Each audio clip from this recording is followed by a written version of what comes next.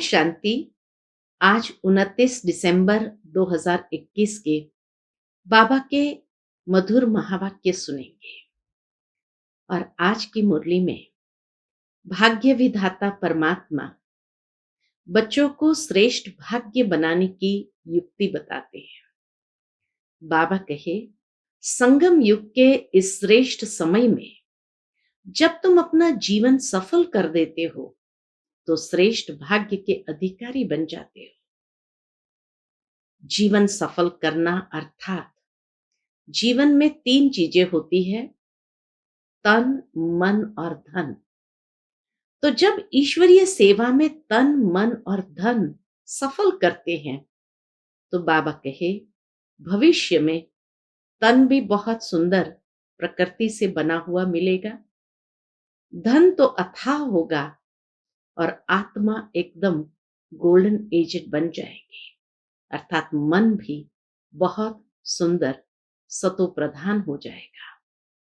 तो सुनते हैं बाबा के मधुर महावाक्य। ओम शांति।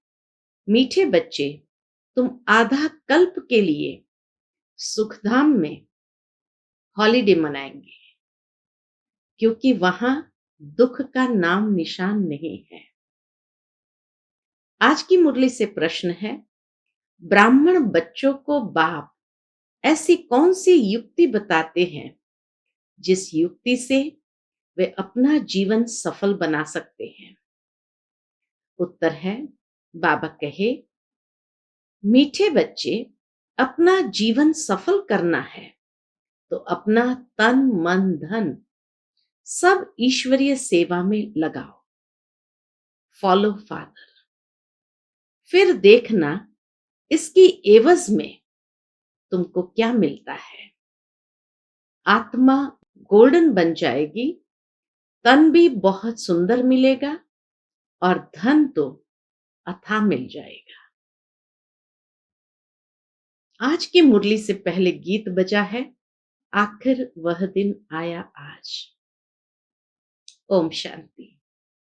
जब बाप ओम शांति कहते हैं तो दादा भी ओम शांति कहते हैं, बच्चे भी अंदर में कहते हैं ओम शांति।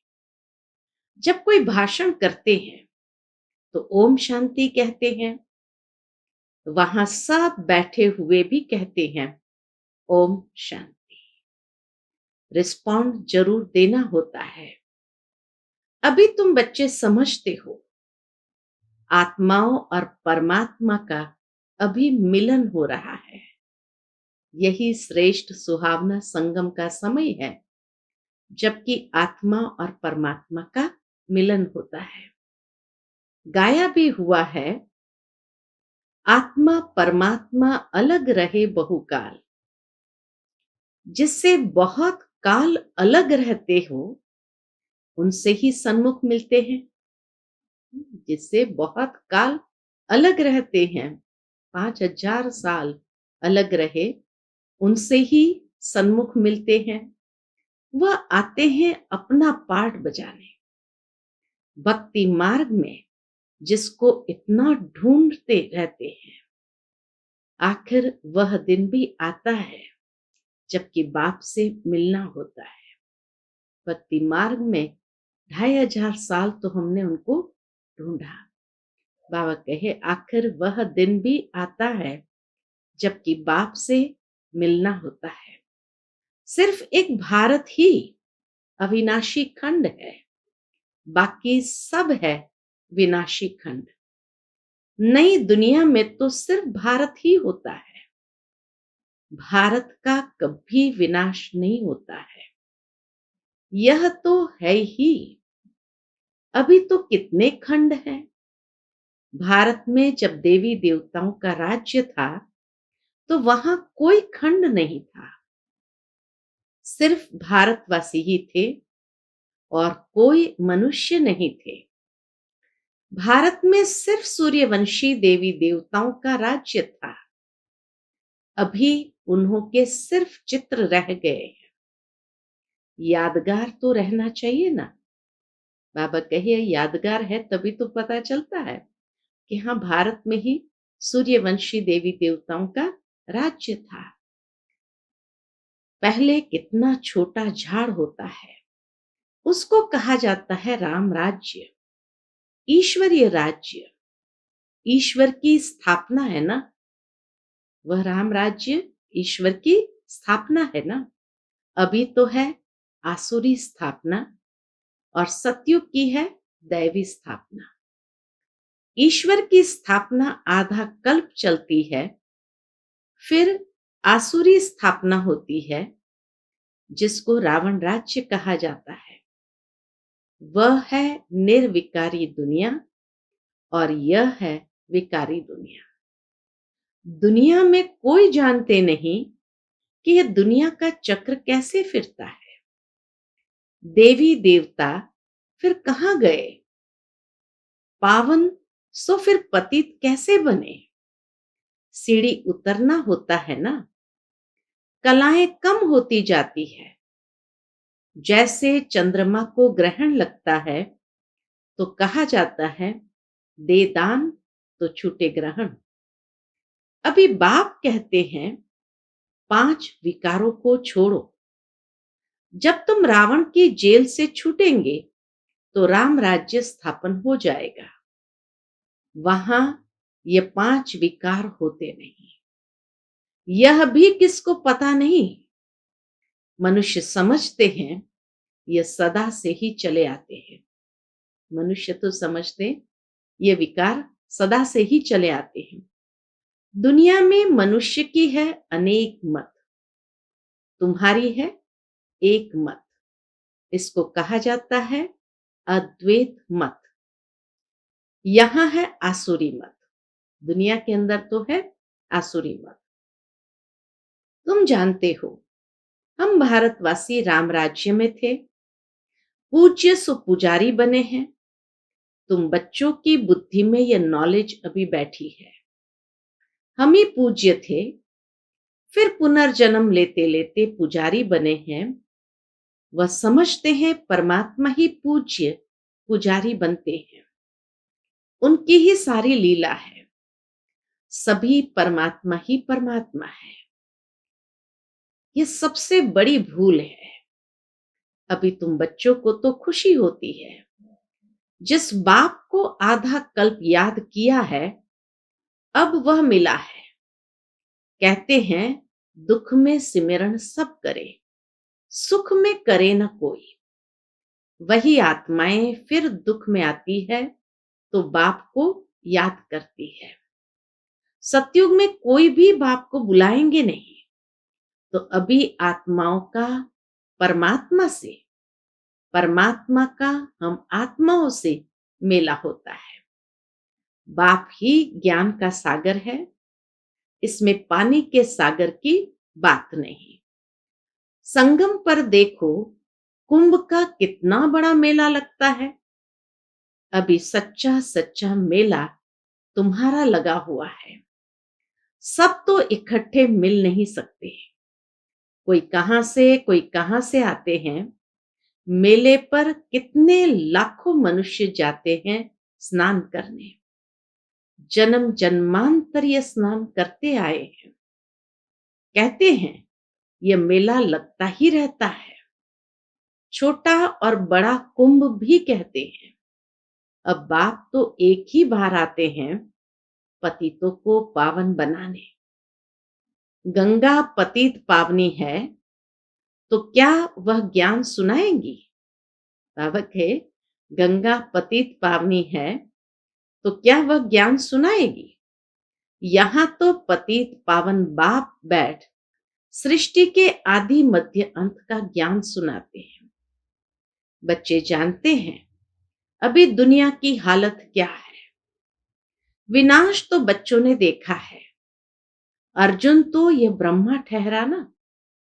ब्रह्मा बाबा ही अर्जुन है, जिसका शास्त्रों में गायन है। यह तो है मनुष्य का रथ। यह बताते हैं हमने विनाश भी देखा, अपनी राजधानी भी देखी, तब छोड़ा। ब्रह्मा बाबा को भी विनाश का साक्षात्कार हुआ, नई सतयुग की दुनिया का साक्षात्कार हुआ, तब उनके अंदर विनाश देखते ही बेहद का वैराग्य उत्पन्न हुआ और तब परिवर्तन हुआ। घर आदि सब कुछ फट से छोड़ दिया। विनाश तो होना ही है, यह कोई नई बात नहीं है। यह है ईश्वरीय दरबार। इसमें कोई पतित को बैठना नहीं चाहिए, नहीं तो वो एकदम रसातल में चला जाएगा पतित बनने से। इसलिए पतित को आने का हुक्म ही नहीं है। ऐसे कोई कोई आ जाते हैं, समझते हैं इन्हों को क्या पता कि हम विकार में गए। ये बड़ी गंदी चीज है। विलायत में 4-5 बच्चे पैदा करने वालों को इनाम मिलता है।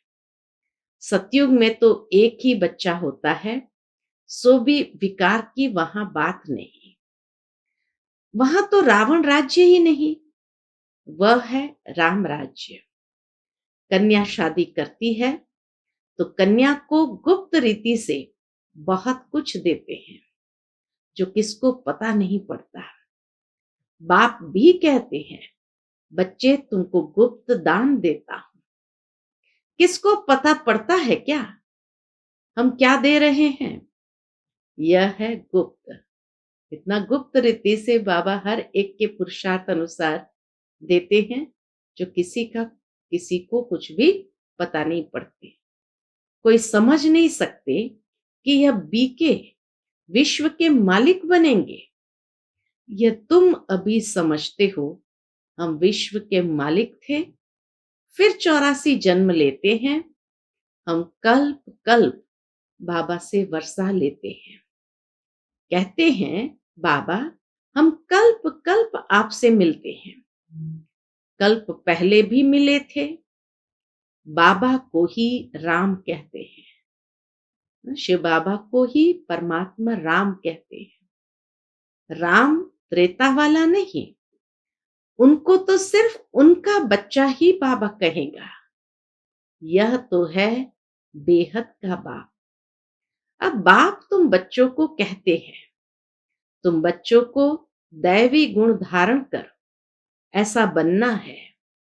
इन देवी देवताओं की कितनी महिमा करते हैं, परंतु समझते कुछ भी नहीं।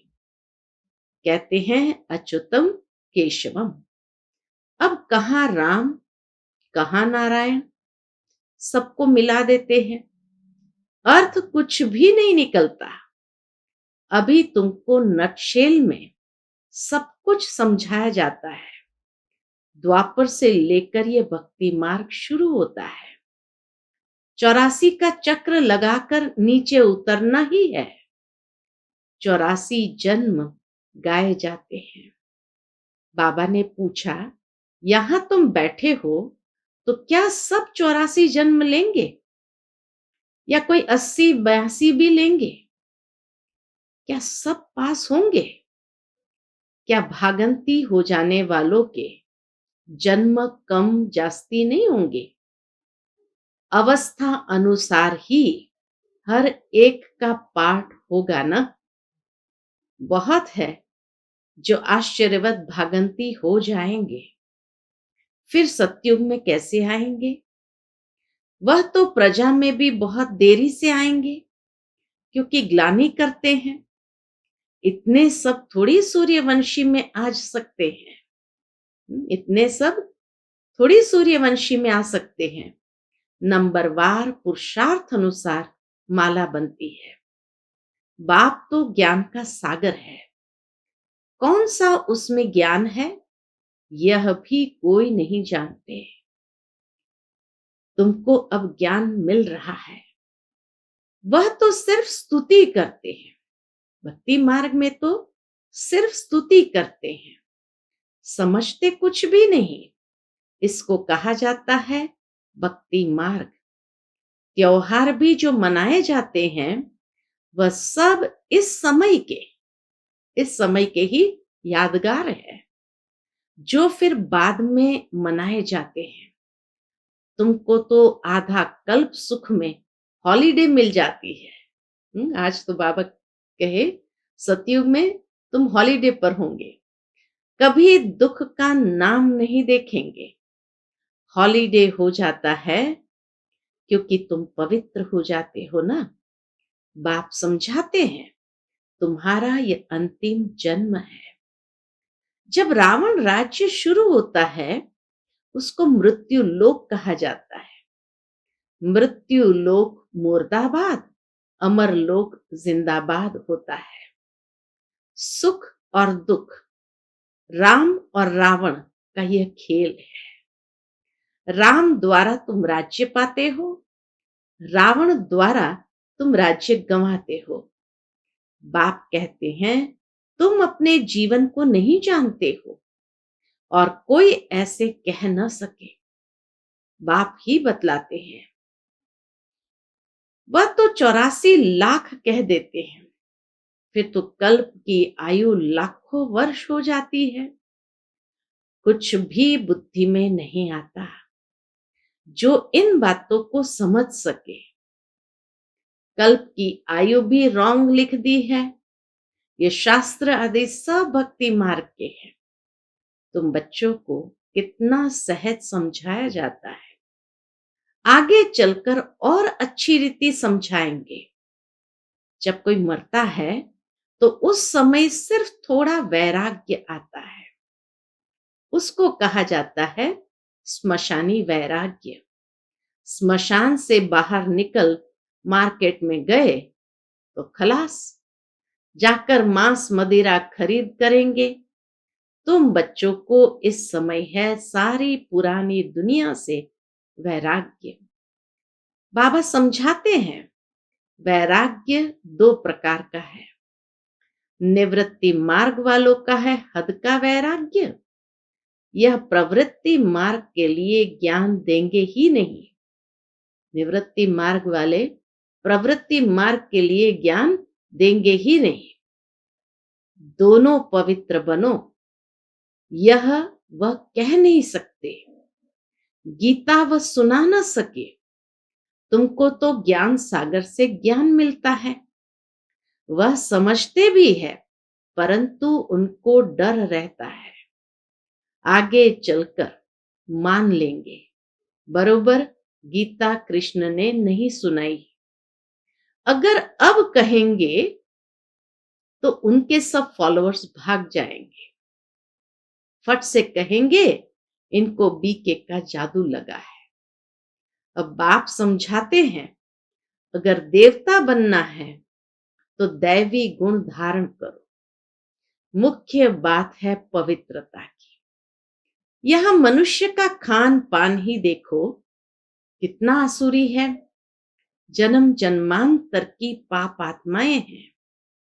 पुण्य आत्मा एक भी नहीं। पुण्य आत्मा एक भी नहीं है। अभी तुम बन रहे हो।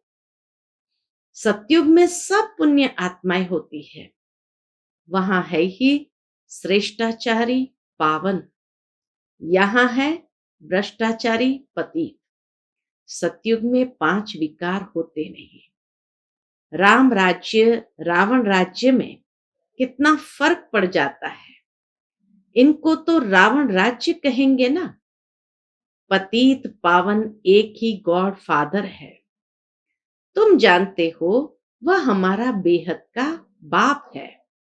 बेहद का बाप रचयिता को रचना याद करती है। बाप ने समझाया है, सतयुग में है एक बाप, फिर होते हैं 2 बाप, लौकिक और पारलौकिक।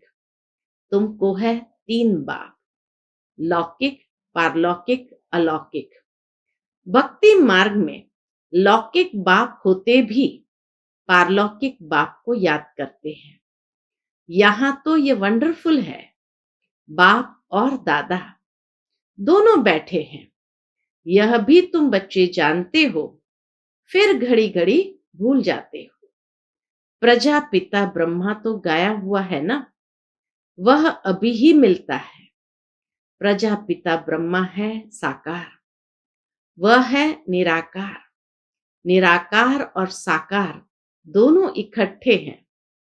दोनों का हाईएस्ट पोजीशन है। इनसे बड़ा कोई होता नहीं। और कितना साधारण रीति बैठे हैं।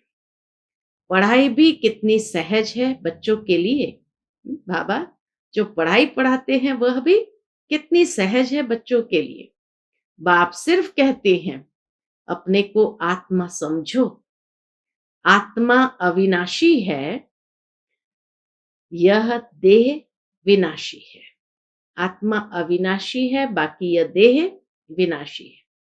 एक शरीर से आत्मा निकल जाकर दूसरा दूसरा शरीर लेती है।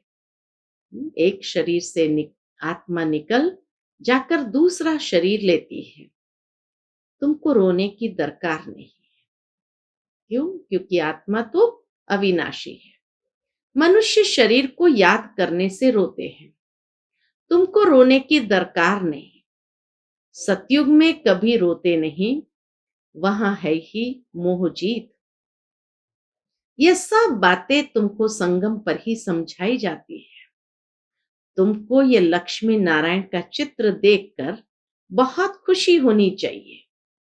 इसीलिए बाप ने कहा है, यह लक्ष्मी नारायण त्रिमूर्ति का बैज व मेडल जेब में डाल दो। बाबा भी लक्ष्मी नारायण का चित्र हमेशा पॉकेट में रखते थे। तो इसीलिए बाबा कहे कि लक्ष्मी नारायण त्रिमूर्ति का बैज व मेडल जेब में डाल दो। घड़ी घड़ी पॉकेट से निकाल कर देखो, नशा चढ़ेगा ना। ओहो, हम तो ये बनने वाले हैं। बहुत खुशी होगी। औरों को भी दिखाकर खुश करो कि हम यह बन रहे हैं। देखने से खुशी होगी। मैं तो शिव बाबा का बच्चा हूं। मुझे किसी बात की क्या परवाह करनी है। कुछ घाटा पड़ा सो क्या। हम तो भविष्य 21 जन्मों के लिए पदम पति बनते हैं। देखो, बाबा ने सब कुछ दे दिया, फिर फायदे में है या घाटे में। बाबा ने सब कुछ अपना सरेंडर कर दिया ईश्वरीय सेवा में। तो बाबा कहे फायदे में है या घाटे में है। बाबा अब सन्मुख समझा रहे हैं, तुम्हारा ये धन दौलत सब कुछ मिट्टी में मिल जाने वाला है। अपना जीवन सफल करना है तो अपना तन मन धन इसमें लगाओ, फिर इसकी एवज में देखो तुमको क्या मिलता है। आत्मा भी गोल्डन बन जाती, तो तन भी सुंदर और धन तो अथाह रहता है। अच्छा, मीठे मीठे सिकिलते बच्चों प्रति माता पिता बाप दादा का याद प्यार और गुड मॉर्निंग। रूहानी बाप की रूहानी बच्चों को नमस्ते। हम सब रूहानी बच्चों की रूहानी माता पिता बाप दादा को याद प्यार गुड मॉर्निंग और नमस्ते। नमस्ते। शुक्रिया बाबा, शुक्रिया। आज की मुरली से धारणा के लिए मुख्य सार है। पहली पॉइंट, मैं शिव बाबा का बच्चा हूं। मुझे भविष्य 21 जन्मों के लिए पदम पति बनना है। इसी खुशी में रहना है और सबको खुश करना है। किसी बात की परवाह नहीं करनी है। दूसरी पॉइंट, एक बाप की अद्वैत मत पर चलकर बेहद का वैरागी बनना है। एक बाप को फॉलो करना है, एक बाप की मत पर चलना है, बेहद के वैरागी बनना है और एक बाप को ही फॉलो करना है। आज का बाप दादा का हम बच्चों के प्रति मधुर वरदान है, रुहाब और रहम के गुण द्वारा विश्व नव निर्माण करने वाले विश्व कल्याणकारी भव। रुहाब और रहम के गुण द्वारा विश्व नव निर्माण करने वाले विश्व कल्याणकारी भव। विश्व कल्याणकारी बनने के लिए मुख्य 2 धारणाएं आवश्यक है। एक ईश्वरीय रुहाब और दूसरा रहम। अगर रुहाब और रहम दोनों साथ साथ और समान है तो रूहानियत की स्टेज बन जाती है। तो जब भी कोई कर्तव्य करते हो व मुख से शब्द वर्णन करते हो तो चेक करो कि रहम और रुहाब दोनों समान रूप में हैं। शक्तियों के चित्र में इन दोनों गुणों की समानता दिखाते हैं। शक्तियों के चित्रों में भी इन दोनों गुणों की समानता दिखाते हैं। इसी के आधार पर विश्व नव निर्माण के निमित्त बन सकते हैं। आज का स्लोगन है बाबा का, बाप के प्यार के पीछे व्यर्थ संकल्प न्योछावर कर दो, यही सच्ची कुर्बानी है। बाप के प्यार के पीछे व्यर्थ संकल्प न्योछावर कर दो, यही सच्ची कुर्बानी है। अच्छा, ओम शांति।